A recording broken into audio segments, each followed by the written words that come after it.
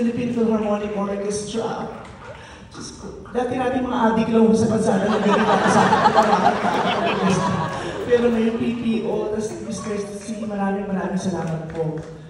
So, hindi ka makahinyo mo. Alam mo, hindi mo alam kung gaano mo nilight up yung buong audience. Maraming salamat po. Okay ako nakatayin ng mga event.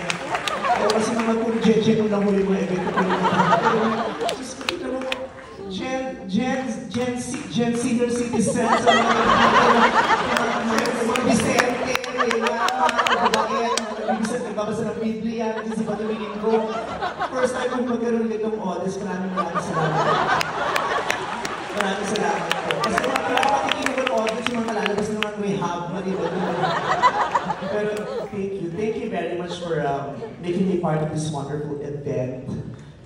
Ang sarap ng maka-experience ng tinutugtugan ako ng national artist.